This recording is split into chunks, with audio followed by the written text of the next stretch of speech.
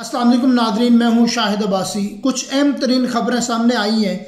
Election commission की तरफ से एक अहम फैसला किया गया। अब इलेक्शन कमीशन ने अदालतों की तरफ रुजू करने का अब फैसला कर लिया है। अब देखना यह है कि इलेक्शन कमीशन का जो मुद्दा है, जो मकसद है, वो यही है कि 8 फरवरी को जो इलेक्शन होने थे वो मुश्किल है कि 8 फरवरी को ये इलेक्शन करवा सकें। इस हवाले से वो अदालतों से कंसल्ट कर रहे हैं।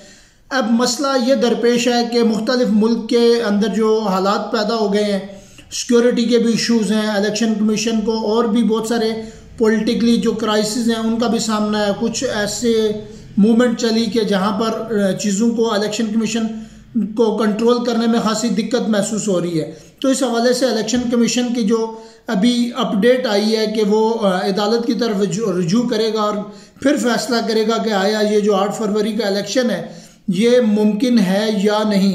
इस हवाले से बड़ी मुशावरत होगी, लेकिन कुछ चीदा खबरें कुछ ऐसी भी चल रही हैं, कुछ ऐसी कमेंट्स भी लोग दे रहे हैं कि जो काजी फाइज ईसा साहब हैं वो इस बात पर बाजिद हैं कि जो इलेक्शन है वो 8 फरवरी को ही होना चाहिए।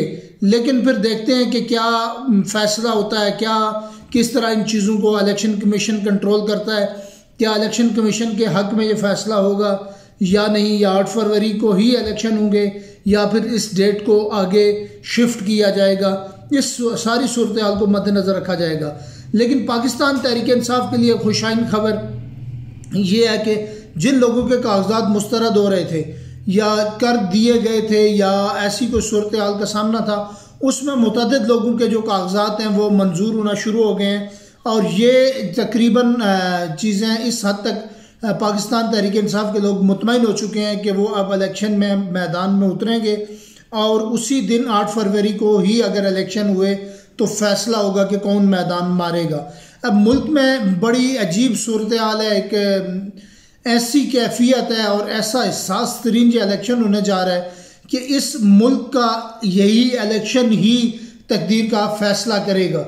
या फिर यह इलेक्शन फेयर होगा या फिर यहाँ पर खून रेजी होगी, लोग फिर सड़कों पर होंगे, फिर ऐसे मसाइल होंगे।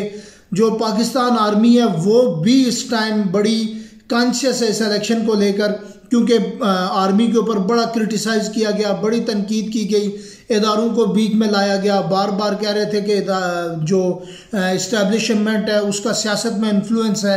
तो इस सूरत हाल में जो पाकिस्तान फ़ौज है वो इस बार बड़ी सोच समझ कर और बड़ी दानिशमंदी से इन इलेक्शन में काम लेगी, क्योंकि जब इलेक्शन फ़ौज की निगरानी में होंगे तो फिर इनका फ्री एंड फेयर होना बड़ा लाजमी है। कल फिर ऐसा ना हो कि यही सूरत हाल पैदा हो कि लोग फिर सड़कों पर हों, फिर फ़ौज के ख़िलाफ़ खड़े हों, फिर फ़ौज के ख़िलाफ़ नारेबाजी हो।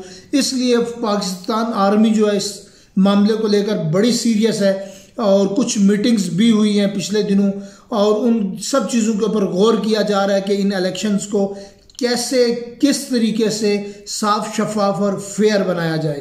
तो इंशाअल्लाह नेक्स्ट वीला के साथ दोस्तों के साथ हाजिर हूँगा।